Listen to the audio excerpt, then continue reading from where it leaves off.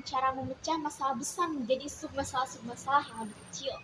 Solusi dari submasalah ini kemudian disimpan untuk digunakan kembali dalam menyelesaikan masalah yang lebih besar. Buat kayak anak mahasiswa baru atau pemula yang pengen belajar pemrograman dinamis atau pengen lebih tahu gitu pemrograman dinamis, kayak kita tuh ada memecahkan masalah-masalah yang gede banget, yang besar menjadi potongan-potongan. Assalamualaikum warahmatullahi wabarakatuh. Halo guys, selamat datang kembali di podcast Dunia Algoritma. Podcast yang mengajak kita untuk menyelami dunia menarik di balik algoritma yang mengatur kehidupan kita sehari-hari. Halo, perkenalkan saya host baru di episode kali ini. Nama saya Lubiana Kurnia. Episode kali ini kita akan membahas materi yang sepertinya agak relate untuk anak-anak informatika nih, untuk mahasiswa. Tapi kayaknya nggak seru sih kalau podcast cuma sendirian. Saya akan ajak teman saya yang akan kesini. Boleh masuk kakak. Halo, nah perkenalkan ini Kak Venus dari Universitas 11 April. Ya, bagaimana Kak hari ini? Alhamdulillah. Boleh gak sih perkenalin dulu kayak nama lengkap kakak atau apa kakak gitu, hobi atau apa gitu? Nama saya Venus Lupita Dewi, saya mahasiswa dari Universitas Apik tingkat 3 ya untuk sekarang. Untuk hobi sih cukup limitan, banyak orang yang mungkin mencari relasi baru itu dari sekali. Nah, jadi kakak dari Universitas 11 April. Jurusan informatika. Informatika, kan benar, informatika. Gimana kuliahnya, lancar nggak? Lancar, untuk sekarang itu lagi dikejar-kejar tugas dari yang ya, udah besar. Ya kayak tugas besar mungkin. Ya. Pada episode kali ini kita akan membahas suatu teknik pemrograman.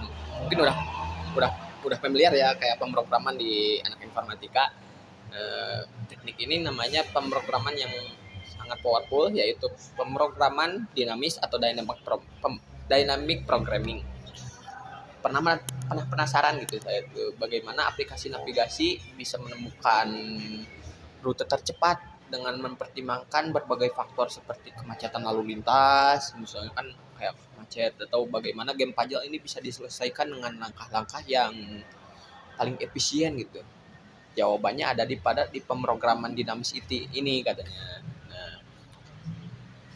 mungkin buat memperdalam ilmu bagi para penonton, mungkin bagi saya juga bisa nggak sih jadi dijelasin lebih detail apa itu pemrograman dinamis itu Kak? Pemrograman dinamis adalah teknik pemecahan masalah dengan cara memecah masalah besar menjadi submasalah-submasalah yang lebih kecil. Solusi dari submasalah ini kemudian disimpan untuk digunakan kembali dalam menyelesaikan masalah yang lebih besar. Intinya kita menghindari perhitungan berulang kali dengan menyimpan hasil perhitungan sebelumnya. Jadi itu tuh kayak apa ya?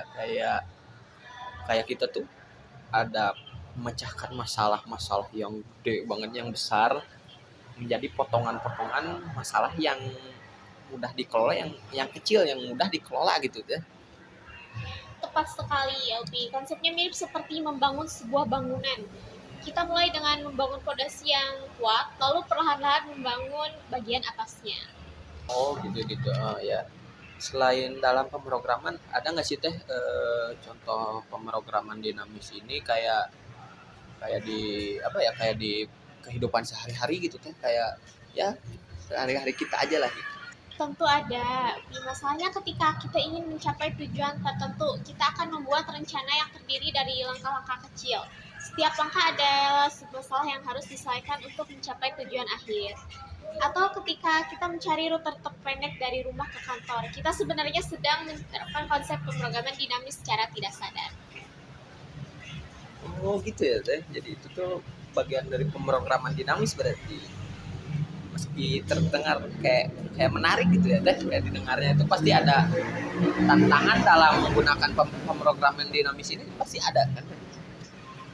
Benar sekali. Salah satu tantangan utama adalah dalam mengidentifikasi submasalah yang tepat dan menentukan relasi antara submasalah tersebut. Selain itu, kita juga perlu memperhatikan masalah overclaiming, subproblems, yaitu ketika submasalah yang sama seperti perlu dihitung berulang kali untuk mengatasi masalah overclaiming subproblems.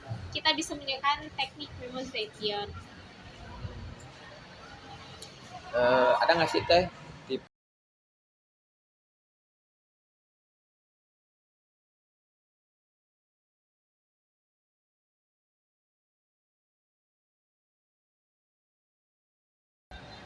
ya ini minta saran dari buat teman-teman bagi teman-teman yang ingin mempelajari lebih dalam tentang pemrograman dinamis, apa aja sih teh tips-tips dari teteh untuk belajar ini gitu. Yang pertama, pahami konsep rekursi dari Memoization. Kedua, latihanlah dengan menyelesaikan berbagai macam soal yang berkaitan dengan pemrograman dinamis. Kalian bisa menemukan banyak soal latihan di platform online seperti LabCode atau HackerRank. Dan yang terpenting, jangan takut untuk mencoba dan bereksperimen. Jadi bisa kalau secara singkatnya gitu, berarti pemrograman dinamis itu teknik pemecahan masalah yang sangat powerful dengan cara memecah masalah-masalah yang besar gitu menjadi submasalah yang lebih kecil. Teknik ini sangat berguna mungkin ya untuk menyelesaikan berbagai macam masalah optimasi. Dengan memahami pemrograman dinamis ini, kita bisa menjadi problem solver yang baik dan efisien gitu. Lebih baik dan efisien gitu kan. Nah, mungkin itulah pembahasan kita tentang pemrograman dinamis ini. Semoga episode ini bermanfaat bagi para pendengar, terutama bagi saya yang sebagai mahasiswa yang saling sharing dengan teman sendiri gitu. Dan jangan lupa juga untuk subscribe, like dan komen ya di channel ini supaya channel ini lebih berkembang juga, lebih bermanfaat atau lebih